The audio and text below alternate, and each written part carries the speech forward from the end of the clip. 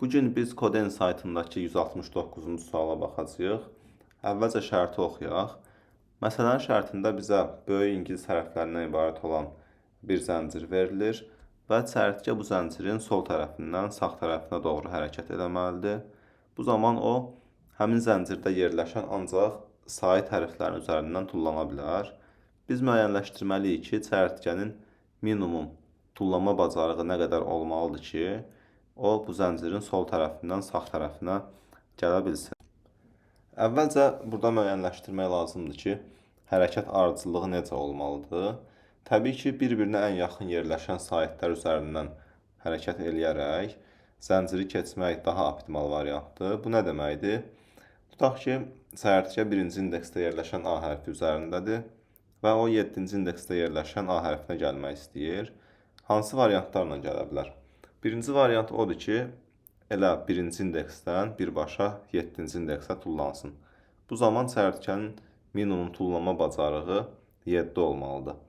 Ya da 1-ci indeksdən 3-cü indeksə, 3-cü indeksdən 7-ci indeksə tullana bilər. Bu halda onun minimum tullama bacarığının 4 olması kifayətdir. Deməli, bir-birinə ən yaxın yerləşən saitlər üzərindən hərəkət eləyərək zənciri keçmək ən yaxşı variantdır. Növbəti müəyyənləşdirilməli məsələ həmin tullanmalar zamanı tullanış məsafəsinin nə qədər olmasını bilmək lazımdır. Çünki həmin məsafələri bilsək, o məsafələr arasındakı maksimum tullanma məsafəsi elə bizim məsələnin cavabı olacaq. Bunu necə müəyyənləşdirmək olar? Elə fikirləşək ki, çərtikə hal-hazırda hər hansı x indeksində yerləşən saitin üzərinə tullanır. Bu zaman tullama məsafəsi nə qədər olar? Biz əlavə olaraq bilsək ki, həmin x indeksində tullanmaq üçün hansı indeksdən gəlir, həmin x indeksi ilə əvvəlki gəldiyi indeksin fərqi elə həmin vaxt tullanma məsafəsini verəcək və bunu digər tullanışlar üçün məsafələrin tapılmasında tətbiq eləmək olar və həmin məsafələr arasındakı maksimum qiymət elə məsələnin cavabı olar. Gəlin kodu yazmağa çalışaq. Bizə girişdə bir sətr verilir və biz həmin sətri string tipli bir s dəyişənində saxlayacağıq.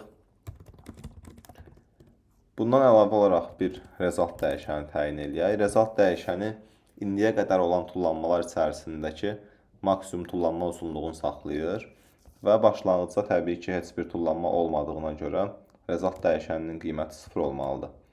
Bundan başqa, biz dediyimiz kimi çərtikənin hal-hazırki koordinatını da bilməliyik ki, tullanma zamanı həmin tullanmanın məsafəsini müəyyənləşdirək. Və bu dəyişənin ilkin qiymətini təyin edən zaman diqqətli olmaq lazımdır. Burada nəyi nəzərdə tuturam?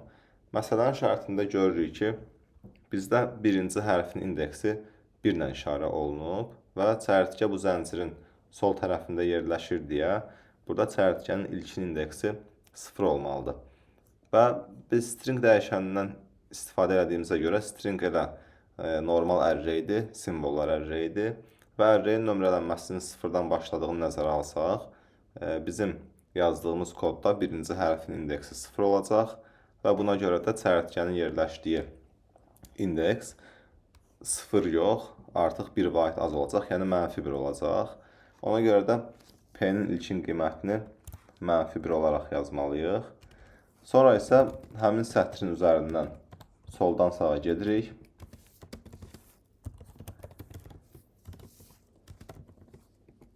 Və sətrin üzərindən getdikcə bizə həmin sətirdəki saitlər maraqlıdır. Çünki ancaq sait hərflərin üzərindən hərəkət eləmək olar. Ona görə də hal-hazırda baxdığımız simvolun sait olub-olmadığı bizim üçün maraqlıdır. Bunu necə yoxlamaq olar? Fərqli üsullar var, amma saitlərin sayı səhv eləmirəmsə 6 sait var burada. Ona görə də sadə şəkildə elə if ilə yazmaq olar ki, indiki sətrin, daha doğrusu indi baxdığımız simvolun sait olub-olmadığını müəyyənləşdirək.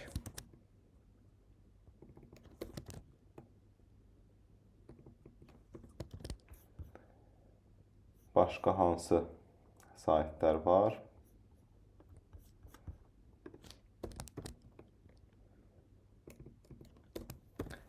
Deməli, indi baxdığımız simvol əgər saytsə, onda biz nə etməliyik? Birinci müəyyənləşdirməli iş budur ki, biz həmin sayta tullanan zaman nə qədər məsafə qət olundu, bunu bilək. Bu dediyimiz kimi nəyə bərabərdir? İndi tullanacağımız saytın indeksi, yəni i, çıxılsın, hardan tullanırıq? Yəni, bu çərçivənin ən axırıncı olduğu koordinatdır. Ona dediyimiz kimi biz p dəyişənində saxlamışıq. İndi bu məsafə indiyə kimi baxdığımız məsafələrin içərisində daha böyük ola bilər, ya da kiçik ola bilər. Daha böyükdürsə təbii ki, o bizə maraqlı olacaq və böyükdürsə o məsafəni saxlamalıyıq. Onda nə edək? O məsafəni biz result dəyişənində saxlayacaqdıq. Bunu biz resultın indiki qiyməti və hal-hazırdakı tullama məsafəsinin müqayisə edərək tapa bilərik. Yəni, indi tullama məsafəsi indiyə qədər gördüyümüz tullama məsafələrindən çoxdursa, onda result update olacaq. Deyilsə elə resultın köhnə qiyməti qalacaq. Və bir də növbəti tullanma məsafələrinin düzgün hesablanması üçün biz əgər i-ci simvola tullanmışıqsa, onda çərçivənin cari olduğu koordinat da dəyişməlidir.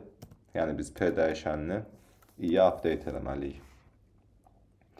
Hal-hazırda biz tullanmalar arasındakı maksimum məsafəni müəyyənləşdirmiş olduq. Amma bir məsələ var ki, biz tutaq ki, ən axırıncı simvoldayıq və ən axırıncı simvoldan zəncirin sonuna tullanmalıyıq. Ola bilər ki, bu məsafə çox böyük olsun və digər məsafələrin içərisindəki məsafələrdən də böyük olsun. Bu zaman elə həmin məsafə bizim cavabımız olacaq. Burada biz son olaraq saytdan sayta tullanma deyil, ən axırıncı saytdan sona tullanmadır. Ona görə bu məsafəni də biz ayrıca hesablamalıyıq. Yəni, biz ən axırda resultın qiymətini ekrana çıxardan zaman bir də ən axırıncı indekslə ən axırıncı sayt arasındakı məsafəni tapmalıyıq ki, həmin məsafə daha böyükdürsə, elə həmin məsafə bizim cavabımız olsun. Eyni məntiqi tətbiq eləyərək biz resultın cari qiyməti və ən axırıncı indeks deyəndə hərflərin yerləşdiyi indeksdən bir indeks sonra nəzərdə tuturam, yəni zəncirin sağındakı birinci indeksi. Və o məsafə nəyə bərabərdir? S.lensə.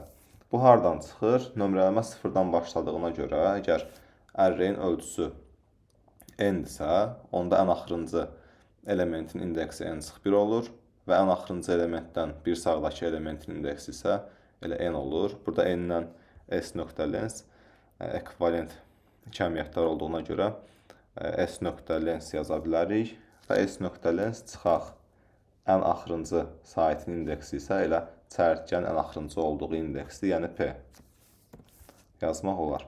Bu ifadə bizim cavabımız olacaq. Burada bəzi kompilyasiya xətaları var. Əvvəlcə i-ni təyin eləmək lazımdır. Növbəti xəta isə max funksiyasını təyin edən zaman verir. Bu problem hardan yaranır? Biz hal-hazırda max funksiyasına result və s.lens çıx p ifadəsini göndəririk. Gəlin bu ifadələrin tiplərinə baxaq. Resultın tipi intdir. S.lens çıx p ifadəsinin tipi isə s.lensin öz tipinə görə size tipli olacaq.